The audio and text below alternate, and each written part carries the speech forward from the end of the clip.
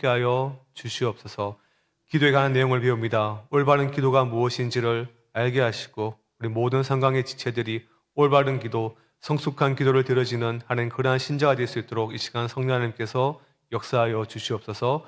우리 구주 예수님의 이름으로 기도드리옵나이다. 아멘. 하나님의 말씀은 마태복음 6장 9절의 말씀입니다. 한 절의 말씀인데요. 함께 읽도록 하겠습니다. 다 함께 읽겠습니다. 시작. 그러므로 너희는 이렇게 기도하라. 하늘에 계신 우리 아버지여, 이름이 거룩히 여김을 받으시오며. 아멘. 이제 마지막으로 살펴볼 우리 은혜의 방편이 무엇인가 하면 본문을 통해서 아시겠지만 주 기도문에 관한 내용입니다. 사도신경이 우리가 믿어야 할 바에 대한 그 믿음의 대상에 대해서 이야기를 한다면 또한 십계명이 우리가 순종해야 할 바, 신앙의 어떠한 순종에 대한 이야기를 한다면 주기도문은 성도의 삶의 실천적 자세를 가르쳐 주는 것이다, 이렇게 말할 수가 있습니다. 그런데 언제나 이 실천이 가장 중요합니다. 신자는 주기도문의 내용대로 기도하고 또한 그대로 살아야 합니다. 내 힘으로 사는 것이 아니라 우리가 기도하게 하나님께서 만드시고 또한 그 기도를 하나님께서 들으시고 또한 그렇게 행하도록 우리 가운데 끊임없이 거룩한 의지를 부여하시고 또한 도우시는 하나님의 능력으로 사는 것이 바로 올바른 신앙의 자세요, 기도의 자세입니다. 주기도문은 사실은 하나님께서 우리에게 기도의 지침으로 주신 하나의 선물입니다. 사실 하나님의 모든 말씀이, 우리가 가지고 있는 이 모든 성경의 말씀이 기도의 우리의 길잡이가 될 수가 있습니다. 그래서 서울인문답 99문답에서 이렇게 말을 하거든요. 한번 앞에 자막을 보시면 질문하고 우리 성도님께서 답을 하도록 하겠습니다. 우리의 기도를 지도하시기 위해 하나님이 주신 준칙은 무엇입니까?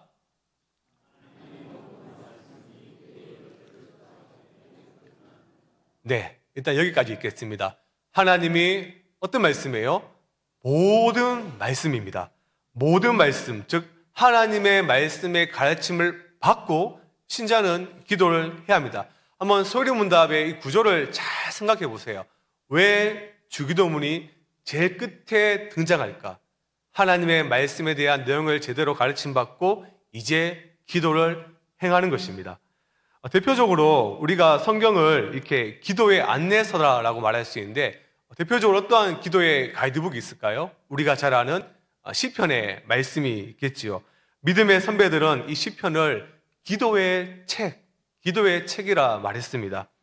시편의 기도는 인간의 삶에서 일어나는 모든 고통과 기쁨, 불행과 행복, 질병과 죽음, 불의와 배신, 회개와 용서, 하나님을 향한 감사와 고백 등 총 우리의 모든 인생들을 망라하고 있습니다. 시편은 신자에게 기도에 관한 훌륭한 지침서입니다. 그러나 특별한 길잡이 법칙으로 그리스도께서 제자들에게 주신 바로 그 가르쳐 주신 기도의 형식이, 아까 읽다만 우리 교리문답 마지막 부분을 다시 한 번 더 읽어보겠습니다. 우리 함께 읽겠습니다. 시작. 우리의 기도를 지도하시기 위해 주신 특별한 준칙은 그리스도께서 제자들에게 가르쳐 주시고 일반적으로, 네, 그렇습니다. 이렇게 일반적으로 우린 주기도문을 부르는데요. 예수님께서 어떻게 얘기하셨습니까? 오늘 본문의 마태복음 6장 9절의 말씀을 보면 이렇게 기도하라 라고 말씀을 하고 있습니다. 예수님은 인간의 연약함을 너무나 잘 알고 있습니다. 인간이 연약하기에 올바른 기도를 할 수 없는 존재임을 아시고 친절하게 우리에게 기도의 방법과 내용을 하나하나 알려주신 것입니다. 그래서 사실 주기도문을 우리가 읽을 때마다 우리는 예수님의 친절한 모습을 상상할 수가 있습니다. 여러분, 우리의 호흡은 일평생 우리와 함께 갑니다. 호흡이 중단된다는 것은 죽음을 의미합니다. 그래서 숨쉬기는 인생과 동일시될 정도로 절대적으로 중요합니다. 그래서 이사야 선지자가 이렇게 이야기를 했지요. 너희는 인생을 의지하지 말라. 그의 호흡은 코에 있나니 세마일 가치가 어디 있느냐? 지금 이사야 선지자의 말은 가장된 것이 하나도 없습니다. 영혼의 호흡도 동일합니다. 그래서 우리는 보통 영혼의 호흡을 어떻게 말합니까? 기도다라고 말을 합니다. 기도는 항상 무시로 혹은 쉬지 말고라는 이러한 문구와 성경은 함께 등장합니다. 기도는 특정한 때에 국한되지 않고 무시로 행하는 영적인 삶이다라는 이야기입니다. 기도는 영적인 삶이기에 기도를 배운다라는 것은 우리의 기독교적 인생 전체를 점검해 보는 것과 같습니다. 우리는 이 시간부터 주기도를 통하여 기독교적 인생 전체를 한번 점검해 볼 것입니다. 다음 PPT 화면 열어주시면 이 주기도문에 대한 재미있는 문구를 제가 하나 소개해 드리겠습니다. 글자가 잘 보이실지 모르겠는데 특강 소요리 문답이라는 책에 이런 내용이 있습니다. 한번 잘 들어보십시오. 메트로놈이라는 것이 있다. 잘 아시겠지만 똑딱똑딱 하면서 시계추처럼 박자를 저어주는 도구이다. 대부분의 음악학원에는 학생들이 박자 감각을 익힐 때 도움이 되도록 메트로놈을 비치해둔다. 내부에 장착된 용수철 장치로 흔들이를 진동시켜서 일정한 빠르기로 음을 생기면 그 소리를 듣고 올바른 템포를 맞출 수 있다. 피아노를 치거나 노래를 부를 때 자신도 모르게 빨라졌다, 늘어졌다는 사람들은 이 도구의 도움을 받아서 속도 감각을 기를 수 있다. 필자는 예배 시간에도 이 메트로놈이 좀 있었으면 하고 생각한다. 언제부터인가 우리는 교회에서 속도 감각을 잃어가기 시작했다. 가장 중요한 건 끝에 있는 문장이죠. 언제부터인가 우리는 교회에서 속도 감각을 잃어가기 시작했다. 이게 무슨 의미일까요? 아마 눈치 빠른 분들은 다 이해를 하셨을 겁니다. 오늘날 많은 신자들이 주기도문을 할 때에 아무 생각 없이, 정말 아무 생각 없이 말 그대로 주문처럼 외운다라는 것입니다. 주기도문의 내용이 무엇인지 하나도 이해하지 못하고 정말 주문처럼 외우는 수준이다. 이렇게 저 책의 필자가 이야기를 하고 있는 것입니다. 오늘날 사실 주기도문을 할 때 보면 형식적이고 기계적인 모습이 너무나 많습니다. 사실 이러한 모습은 예수님께서 친절하게 우리의 신앙을 위하여 알려주신 이 기도를 남용하는 거라고 우리가 볼 수가 있는데요. 제가 가끔 가장 힘들 때가 언젠가 하면 제 예배 시작하고 끝날 때 사도신경을 함께 고백하자 할 때 성도님들이 너무 빨리 외울 때 굉장히 당황스럽습니다. 저는 이제 단어 하나하나를 생각하면서 차분히 묵상하면서 하기를 원하는데 이제 앞에 계신 우리 성격 급한 몇 분들이, 우리 교회는 아닙니다.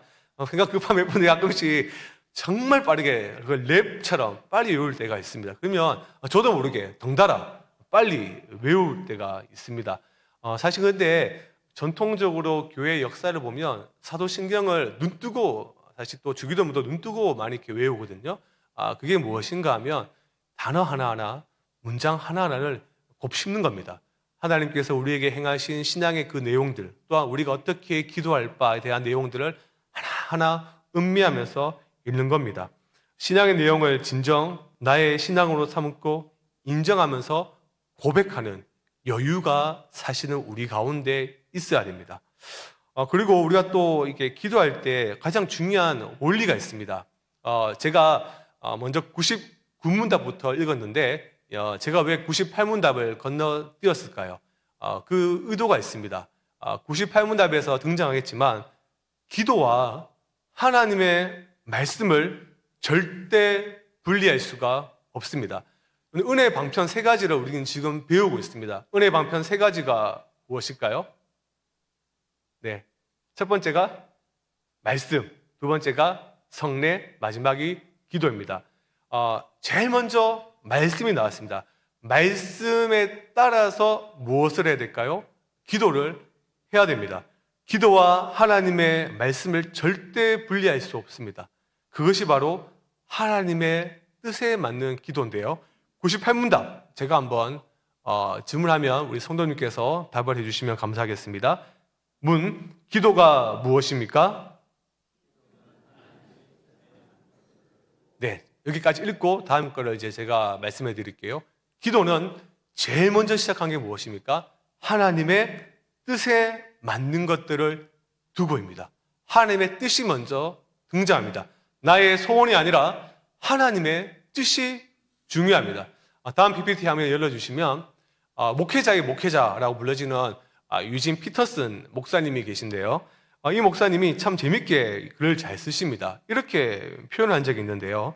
하나님의 말씀을 통해서 기도를 배우는 과정을 어린아이가 언어를 배워가는 그 과정으로 연결시켜서 표현을 합니다. 위의 문장을 보면 이렇게 얘기합니다.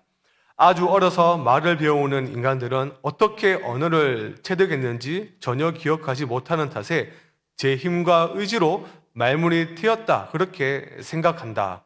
그렇습니다. 사실 우리가 우리의 언어, 한국말을 어떻게 배웠는지 우리는 잘 알 수가 없습니다. 보통 우리는 그냥 어느 시기에 말이 트이고 한국말이 탑재되었다 이렇게 생각하는데요. 유지 피터슨 목사님은 이렇게 얘기합니다. 그렇지 않다. 그걸 어떻게 얘기합니까? 밑에 문장을 보시면 누군가가 말을 걸어온다. 말해주는 이가 있기 때문에 말을 배우게 된다. 인간은 세상에 태어나는 순간 언어의 바다에 첨벙 빠진다. 그리고 한마디 한마디 서서히 응답하는 능력을 체득한다. 누군가를 통하여 단어 하나하나를 어떻게 하는 겁니까? 배운다는 것입니다. 이 단어들 가운데 어떤 것도 아이가 듣지 못하는 가운데서 먼저 말하는 단어는 결코 없습니다. 인간의 말은 사실 거의 무엇인가 듣고 그것을 따라하거나 그에 대한 응답이라는 것입니다. 남이 하는 말을 듣고 그때 나서야 그 말을 얼버무리듯이 따라하는 겁니다. 기도도 마찬가지입니다. 가난 아기가 엄마라고 처음 말을 하게 되게 될 때까지 어느 정도의 시간이 걸리지요. 태어나자마자 우리 아이가 여러분들 가운데 엄마라고 한 자녀가 있습니까? 단 한 명도 없을 겁니다. 그러면 엄마, 아빠 이거를 누가 가르쳐 줍니까? 옆에서 엄마가, 아빠가 끊임없이 수백 번, 수천 번 그 단어를 말해줍니다. 엄마를 그때부터 어떻게 합니까? 인식하게 되고 부르게 되고 점차 자라가면서 엄마라는 존재가 어떤 존재인지를 배워가고 체득하게 됩니다. 아이가 처음 엄마라고 부르는 것과 또 제가 지금 엄마라고 부르는 것에는 분명히 질적인 차이가 있습니다. 처음 아이가 엄마 이렇게 이야기를 했을 때는 존재에 대한 정확한 이해는 없습니다. 사실 그것은 소리를 그저 내는 것에 가깝습니다. 하지만 40대인 제가 지금 엄마라 부를 때 그 엄마라는 말은 40년간 쌓아온 엄마와의 관계, 엄마라고 하는 존재에 대한 분명한 인식과 애정이 있습니다. 제가 지금 무엇을 말하려고 합니까? 하나님의 말씀을 통해서 기도하는 것들을 알게 될 때 하나님과의 관계 가운데서 하나님의 뜻을 더 깊이 우리는 깨달아가고 알아가면서 우리의 소원이 하나님의 뜻과 점점 일치하게 된다는 것을 경험하게 됩니다. 우리는 성경을 통해서 하나님이 어떠한 분이신지를 알고 우리는 어떤 존재인지를 배웁니다. 스스로 터득해서 하나님을 아는 것이 아닙니다. 사실 자신이 스스로가 기도의 사람이다 라고 자부하는 사람들을 보면 자기가 체험한 하나님만을 소개하는 이들이 굉장히 많습니다. 그것은 굉장히 위험하고 편협한 신앙입니다. 우리가 하나님을 아는 것은 하나님께서 가르쳐 줄 때 가능합니다. 하나님은 우리에게 말씀해 주시고 우리는 하나님에 대한 정보를 깨닫게 되고 그 정보에 근거해서 기도하고 그때부터 하나님을 체험하게 됩니다. 여기서 우리가 한 가지 잘못된 오해를 짚고 넘어갈 필요가 있는데요. 오늘 한국교회에서 가장 많이 걸리는 내용이 무엇인가 하면 보통 금요철야 예배 하면 금요철야 예배만 하면 되는데 그 앞에 금요, 성령 집회, 성령의 말을 굉장히 많이 갖다 붙입니다. 물론 성령의 역사하심을 바라는 것이 있겠지만 또한 이것이 잘못 작동될 때가 많거든요. 그래서 금요철야에서 성령으로 기도하라, 성령으로 기도하라는 말이 많습니다. 성령으로 기도한다는 말이 무엇일까요? 정말 성령으로 기도한다는 것, 이것에 대한 정확한 이해가 필요합니다. 대부분의 우리 성도님들은 영적인 현상이나 체험에 근거한 것이 성령의 기도다 이렇게 생각합니다. 대표적으로 방언 같은 그러한 기도를 성령의 기도다 이렇게 이해를 하는데요. 뭐 그렇게 이해를 할 수도 있습니다. 근데 과연 전체 성경에서 그렇게 이야기를 하고 있을까요? 하나님의 말씀에서는 어떻게 성령의 기도를 정의하고 있을까요? 그러면 우리는 성령님께서 하신 일들을 잘 기억을 해야 됩니다. 그리스도께서는 지금 우리 가운데 내주하고 있습니다. 그리고 내주하고 계신 성령님은 어떠한 일을 하고 계실까요? 요한복음 14장 24절의 말씀인데요. 우리 함께 읽어보겠습니다. 읽겠습니다. 시작.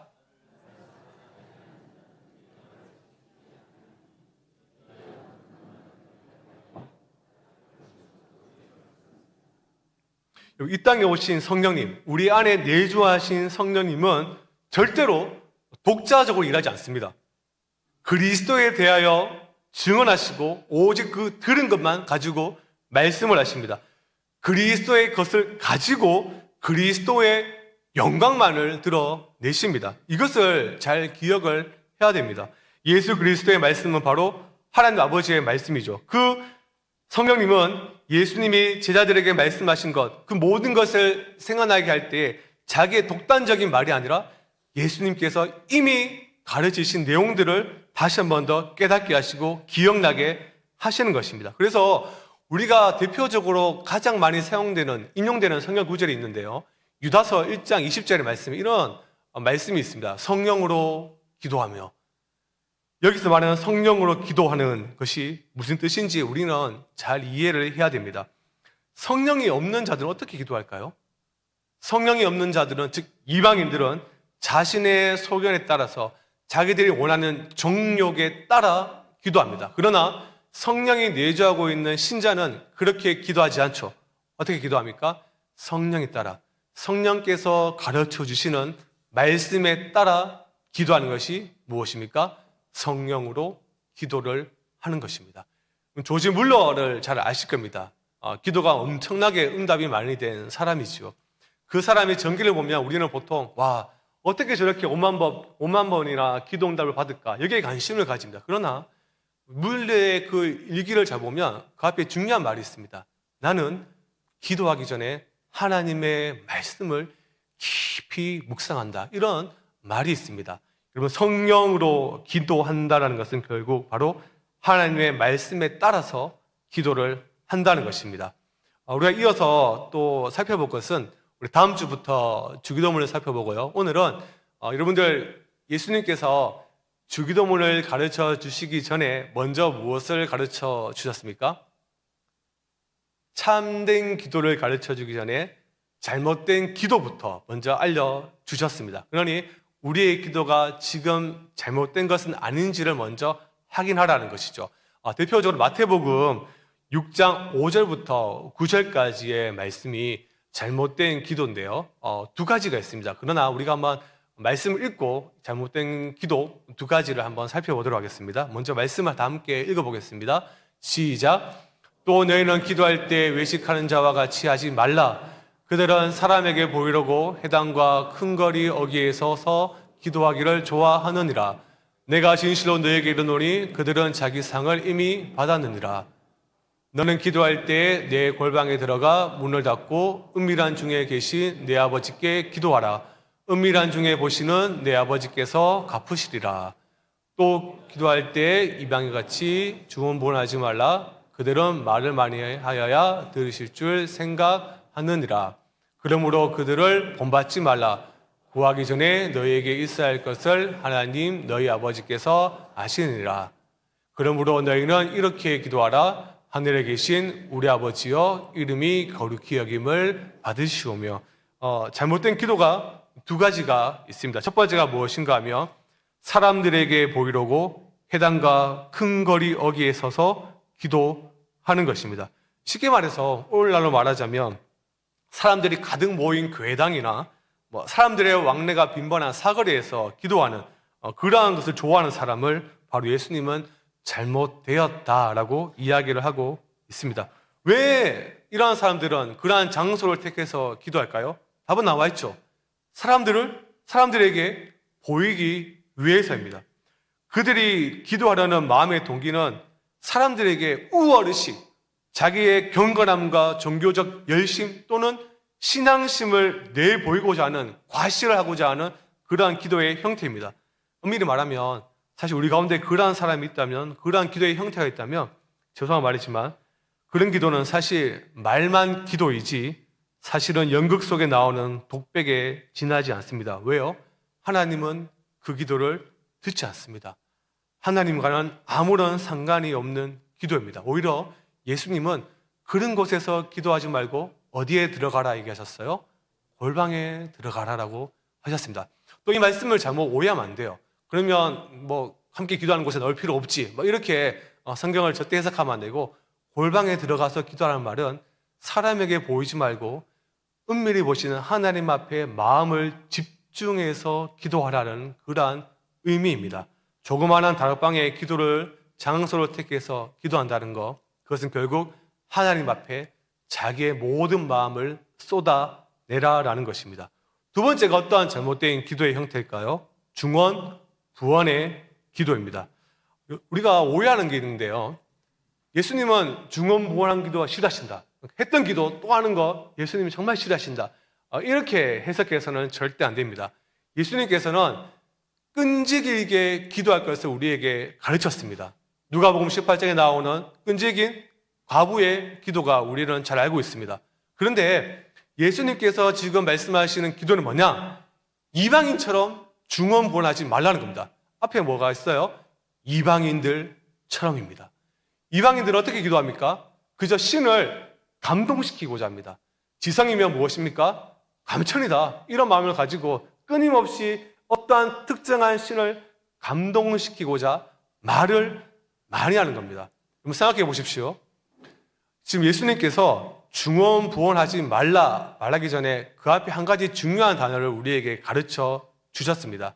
내 아버지께서. 신자는 중언부언할 필요가 없죠. 왜요?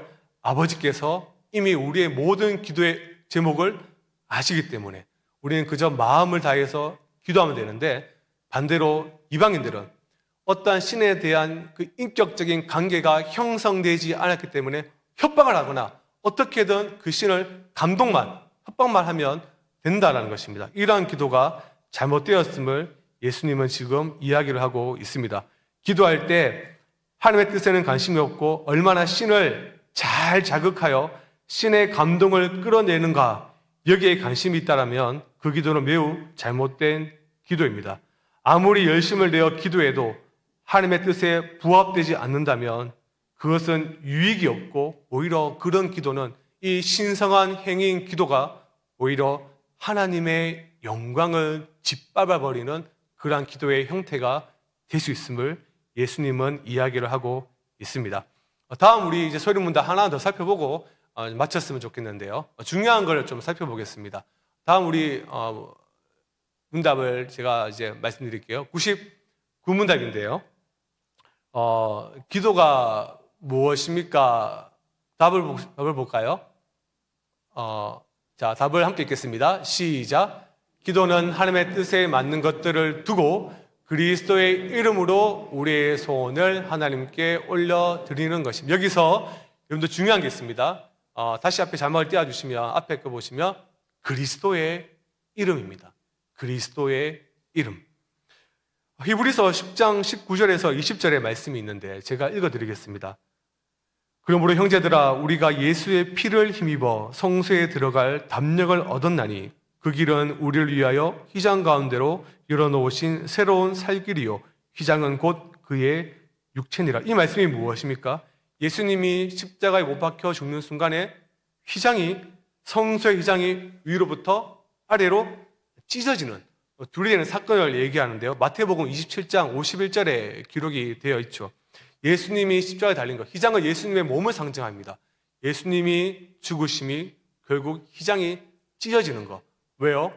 이제 우리는 대제사장이신 예수님께서 자신의 몸을 완전한 제물로 하나님 앞에 드렸기 때문에 더 이상 성소가 의미가 없습니다. 우리는 그 그리스도의 속죄 사역에 힘입어 예수님 앞에 은혜를 힘입어 나아갈 수가 있습니다. 예수님께서 다 이루었습니다. 그리스도께서 모든 속죄의 사역을 이루셨는데 우리는 여기까지만 알고 그리스도가 다 하셨으니 지금 무엇을 하실까 생각해 볼 필요가 있는데요. 예수님께서 십자가에서 다 이루어졌다라고 말씀하셨으니 하나님 우편에서 편안하게 쉬고 계신 것일까요? 그렇지 않습니다. 로마서 8장 34절의 말씀인데요. 우리 함께 읽어보겠습니다. 시작.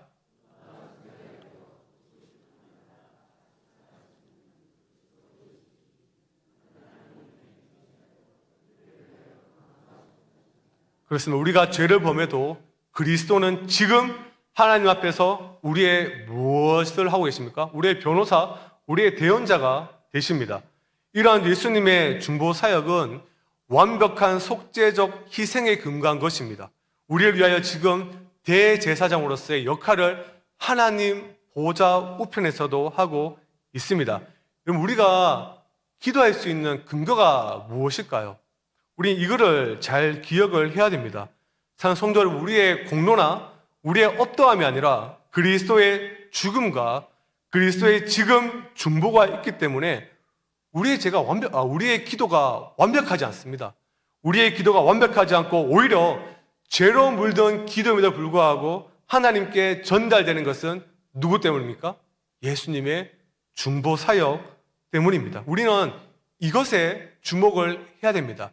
우리가 예수님의 이름으로 기도합니다라고 할 때 우리는 예수님께서 행하신 일들을 묵상하고 그분께서 지금 하늘 보좌 우편에서 중보하시는 그것을 하루하루 묵상을 해야 됩니다. 그런데 우리는 여기에 관심이 사실 많이 없죠.